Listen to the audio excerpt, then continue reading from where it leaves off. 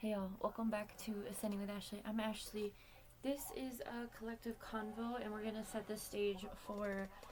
I'm going to be doing the daily, I'm gonna be doing the decolonizing course over here. I'm finishing the workbook, which I should have had done for the fall semester, but no one signed up, so um, I am going to be doing that. But what I want to talk about before we do that course, quick, and just have this here, is I often talk about how this society works, and I use this little photo, but I got myself some giant post-its for all of my teaching needs, and so I have three charts, or three posters to show you. No. So these two will come after. Actually, I guess I can just leave this here because then I can hold it up straight. So this is a little triangle that represents the hierarchy of the United States, and sandwiched between the elite. I know I ran out of room for the very tippy top. Just the tip. Anyway, I ran out of room. So between the elite and incarceration, there are things to talk about. This is not completely, this does not have every fact in it. It is simply an image, so that we can, no. Great song. Anyway, so the United States and most hierarchies, my kids are so annoying. No matter what, someone's always interrupting me. Dea! I'm broke, but I'm happy. The puppy next door is obsessed with me. Every time I go out of my house, she's trying to find me. It's crazy. She's trying to escape her yard and come over here. Anyway, which is quite the compliment. Okay. So this is a hierarchy. The United States is a hierarchy. Now there are a couple things not on here that need to be on here, but they're not really so much a brick, right? So you know that Pink Floyd song, Another Brick in the Wall? I made this to kind of implement, it was very much like building of the pyramids bricks. So what we're going to talk about is how the elite keep us all in our boxes, okay? And the ways that our boxes go against each other and all of the things. So, while this is not an exhaustive list, I'm laughing because one of my college professors, the first time around, had this joke about a muffler and an exhaustive list, and that just came to my mind. But this is not exhaustive to how the government works and how this society works, but it is going to at least allow folks to be able to critically think about things. So incarceration is its own thing. That is prison, mental institutions, jail, ICE detention centers, concentration camps, which I think we're going to be able to see pretty soon, homeless camps as well, which are being built as we speak. So these are folks who went out of line or tried to go out of their box or something like that. Now, I'm going to go ahead and talk about this row right here, because this is the row that keeps all of us in order. Police, military, and law enforcement, all the jurisdictions, whether it's the Border Patrol, NSA, FBI, whatever law enforcement. So there's this rung here. Now, a lot of law enforcement have this cute little saying, to protect and serve. And, well, we know now, it's pretty obvious at least, that they serve the elite. But all of us down here think that it's for us, but it's not. It's to make sure that the system stays working. Also, these things are all interchangeable. Different people are going to fit into different categories. Again, our identities are complex. This system keeps us at ends in many ways. So let's go over this first bottom rung. poverty, race, homelessness, disability, and gender. Okay? Cars is actually about mobility more than having a car. So your ability to have mobility is an important... Daya! So sick of everybody. I need a vacation. So your cars are your way to get around, transportation wise. So there's that saying that everyone says, oh, we all have the same 24 hours in a day. Untrue. Some people have to travel. Some people have to use public transportation. Some people have to use their body to get around, right? Skateboard, bicycle, whatever, walk. So mobility is an important thing to think about when we think about the system and how it works and how it keeps us controlled. So the main thing I want you to get from this is how you are being controlled, because I think that's the hardest thing to recognize is our own oppression, especially folks who have privilege, which, you know, white folks, rich people, right? So speaking of rich, let's talk about this second rung. We have cars or mobility. Mobility wouldn't fit in that box, so I just put cars. Religion, class, education, and sexuality. And then this rung right here, we have teachers, medical, churches, and the public sector. So these are professions that also implement systemic oppression and racism amongst these two groups or rungs of people. Now, I didn't do this mathematically. I think all of these could probably go in one row, but I'm only doing what I can with the paper and the size that I have. I did use a ruler, but you can kind of tell. There's this saying that Michel Foucault, Michael Foucault, I don't know, French. Anyway, has about how our society has become like a carceral system. Foucault and the carceral system were the main theory I used in my master's work. So it's something that I can explain a little bit.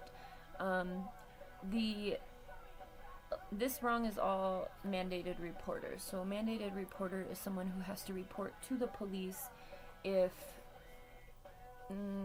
something's going on here. Now, usually that's a good thing, right? But a lot of the times it's used to criminalize people, okay? Against their will, right? Like a 5150, which is like a harm to yourself or others. Been there, done that plenty of times. All of that shit was against my will, but I was pissed. I was a harm to myself and others. But still. It's not just that, it's also harm to others, or suicidal ideations will also get you a mandated reporter call to the police. We see how that happens, and we see what the result of that is. A lot of the times they've dubbed this term, police-assisted suicide or something, I don't know, just to like cover their ass.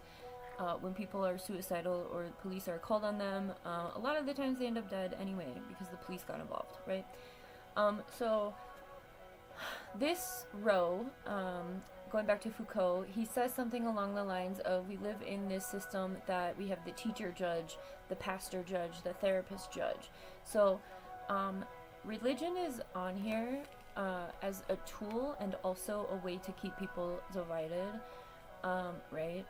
Obviously. Like, if you're not a Christian, you are the devil, right? Like, that's pretty much America in a nutshell, especially under this regime. But anyway, so thinking about that in terms of judgment, right? The reason I brought religion into it is because I grew up Christian, Presbyterian specifically, and a lot of the times we were like, God is the only one who can judge. And then we'd go home, and my parents and my family would judge everyone in the congregation for their clothes and what they said. And I would sit there because I was the youngest and I still had my consciousness intact, and I'd be like, you guys are hypocrites. Like, we learned today that God is the only one that can judge, so why are you judging people, right? It's kind of been the thing that's made me who I am today. One of many. Anyway, above this one, so this is a lot of people that keep all of these other people in check, in their boxes, right? This is all about social order. control, right? Think of that, the dun-dun, law and order, okay? The law is up here, and this is the order. If you go out of order, then you get involved here, and you can end up here. Think of it as a board game, then you have to start all over. Been here, done this. Anyway, alright, the next line we have local governments, public spaces, and schools. So we already talked on the professions, but I want you to understand that these folks are the reason that a lot of people stay in check. Because again, if you're not, they have taken an oath of mandated reporting, which means that they have to report anyone outside the box to law enforcement. It's against the law. It's a morality thing, but now that they have, for the most part, but now they are, again, under this regime, passing a whole bunch of laws that make, like, disabilities illegal, right? Sexuality illegal, interracial relationships and marriages illegal. I mean, we're not there yet, but please, it's coming. Local governments, public spaces, and schools are another way that people can be judged or seen as different, and that's a threat, right? It's a threat to how this hierarchy continues to work. Moving on, we have lawyers, judges, courts, and public defenders. So I put all the law underneath the police. So if police have to get involved, then they have to go through the court system. Public defenders are great. Those are the only really good ones here. Everyone else is pretty much corrupt. I mean, public defenders probably are too. Above the police, okay, above the law, right? Ever heard that saying? Here it is. We have big pharma. Oh wait, oops. I have celebrities in entertainment. So we know that like celebrities can be reprimanded by law enforcement, but if you have enough money, you probably aren't. Okay, you can buy your way out. So we have music, entertainment, or artists, celebrities, professional sports. So this rung all serves as a distraction and deterrent and a way to keep people entertained. Like that saying from, what was it? Was it Rome? The fall of the Roman Empire. Maybe it wasn't Rome. I don't know. It was some empire. They said bread and circuses. So the bread and circuses are the entertainment and just enough food to get by. We're literally living in these times. No, it was the French Revolution, I think. And then the French Revolution is the one where all the people got the guillotines and killed all of these people. I should have worn my guillotine earrings. Anyway, then we have big pharma, corporations, and money. I was running out of things to put in these little squares, but I hope you get the idea. So big pharma is used by the medical industry to also keep people in boxes. Been there, done that as well. I have been medicated to hell and back many times by these people, also within an incarceration. I've liberated myself from this bullshit, but I do stay home and enjoy my peace until it's my turn to transition off of this planet.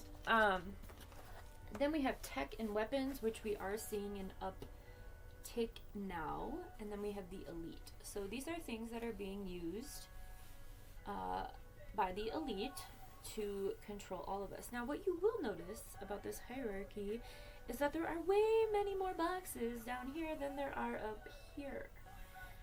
We do have strength in numbers, okay?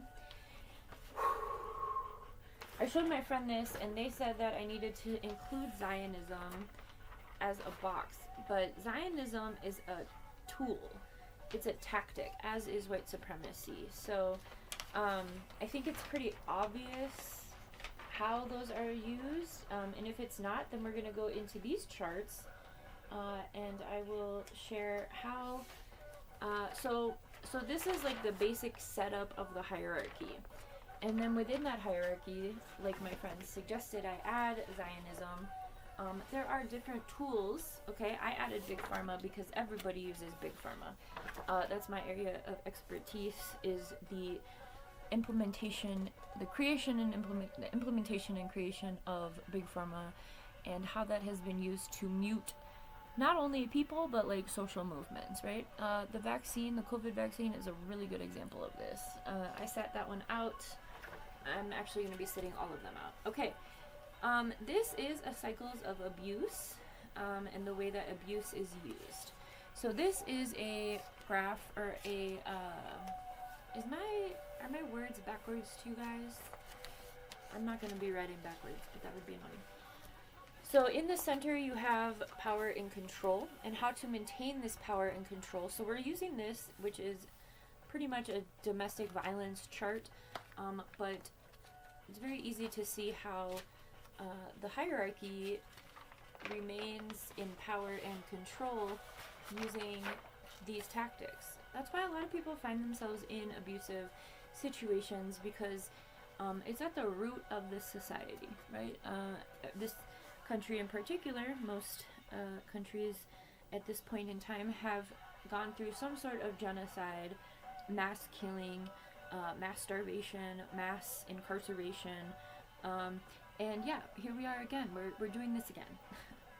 Because humanity has not learned from this shit, right? So here I am trying to help us learn. So to keep the power and control, we're going to start up here using coercion and threats, right? So at any given time, one of these, oh, that's annoying. One of these will use some sort of threat, right? The teachers, the medical, or whatever, public sector. There's a lot of different professions that can assert this kind of control. Pastors, I think of Catholic Church in particular with the confessionals. That is a sick, perverted practice. I don't need to say any more. But getting the tea, if you will, and then using it to reprimand and blackmail people is not a religious thing. It's not something God would want, right? Well, maybe they're God, but intimidation, same. So that's why I said, like, celebrities can usually buy themselves out of any sort of law enforcement issue.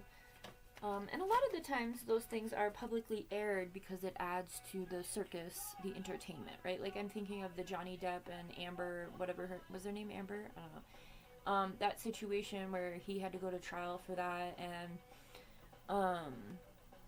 you know, or like the Britney Spears stuff, right? Like, all of that stuff is used as a way to entertain people. But the law enforcement part of it does intimidate, because there's like some sort of like a societal projection from like that situation, right? Like, so like when that Johnny Depp thing was happening, there were so many conversations about people's relationships and things they went through. Like, it sparked up this collective conversation, I guess. But I remember rolling my eyes so much at that. What was that woman's name? Is her name Amber? I don't think it's Amber. This is gonna bug me. But intimidation is something that came out a lot in that trial, or you know what intimidation is. Johnny Depp trial. What was this chick's name? Yeah, Amber Heard. It was right. Okay. Then we have using emotional abuse, using isolation, so like solitary confinement, or even just remaining in your box, right? Remaining in your box. That's what she said. Anyway, minimizing, denying, and blaming. So that's a form of gaslighting. Where are we? Using children. We're seeing that right now with like the ICE raids and stuff. Children are being attacked, or facilities for children are being attacked, or families are being separated. Children are being trafficked, disappeared, and we're all just still talking about Britney Spears.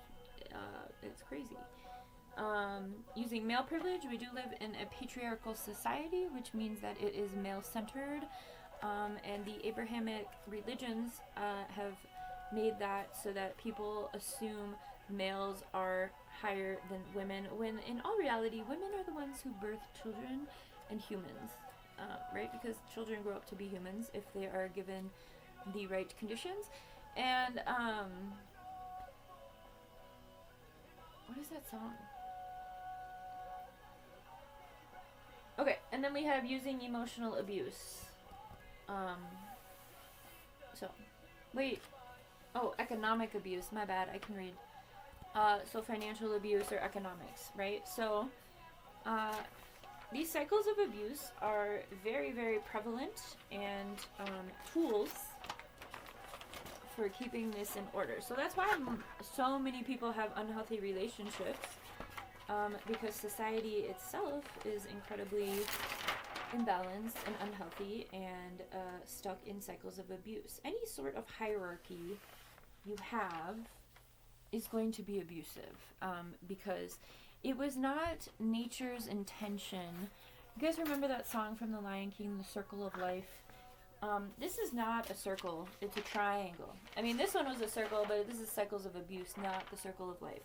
Humans have taken themselves out of the circle of nature and centered themselves, right? With that power and control in the center of the cycles of abuse. So now I want to go over some traits of narcissists or narcissistic tendencies, behaviors, personalities, not necessarily from the DSM, which is the Diagnostic and Statistical Manual of Mental Disorders, but I think it's pretty obvious if you open your eyeballs and look around, you will see narcissistic traits within this hierarchy, and within the cycles of abuse. Okay, so we're just tying it all together so that it's a little bit easier for us to digest. Again, I think the hardest thing is for people to recognize their own oppression. I have this saying that I say to myself and to you guys sometimes, that I do not participate in my own oppression, but I really did for a long time, until I realized I was oppressed. And then I started peeling back the layers of what that was for me and what it was for society. And I had access through my education to do so. And that's why I'm using what I've learned here to support y'all, okay? Because once we free ourselves or liberate ourselves, then we turn around and help someone else. Traits of narcissists: grandiose sense of self-importance, need for excessive admiration, lack of empathy, sense of entitlement, tendency to exploit others. So let's stop there. Who is exploiting others on our hierarchy?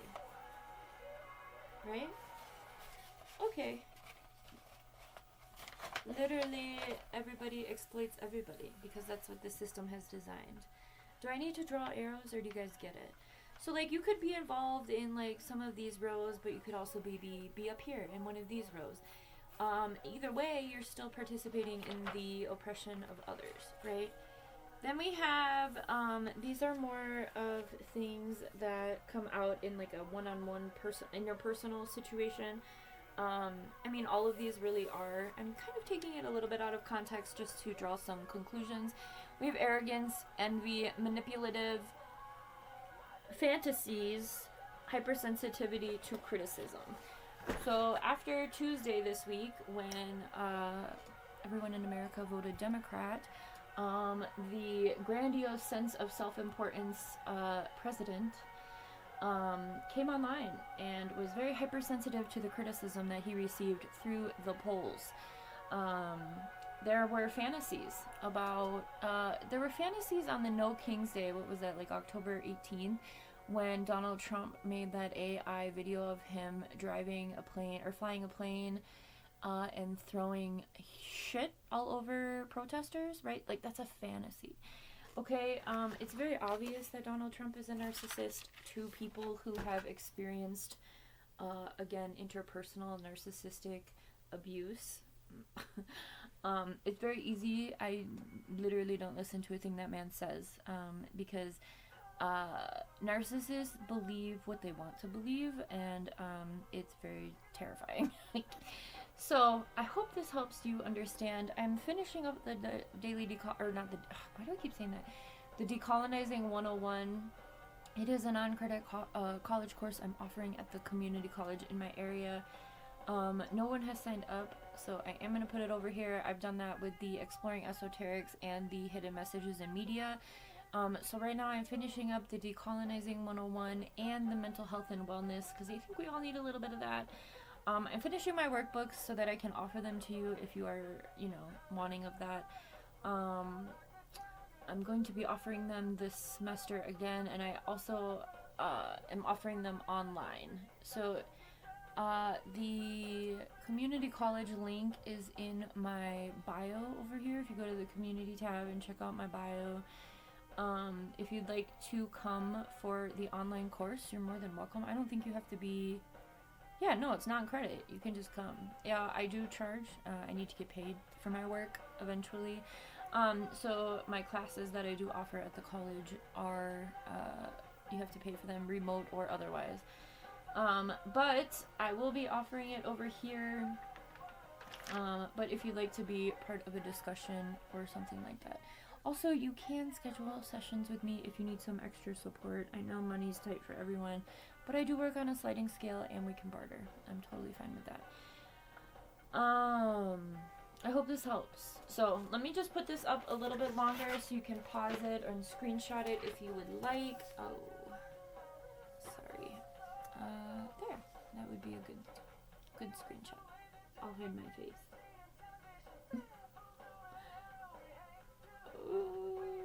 Motion City soundtrack, anyone? Alright, I hope this helps. So, recognize where you're at. I think the two hardest things are recognizing how you yourself are oppressed, especially if you're someone who holds any sort of systemic privilege. It's not linear. Even though I did it pretty linear, it's not a linear situation, right?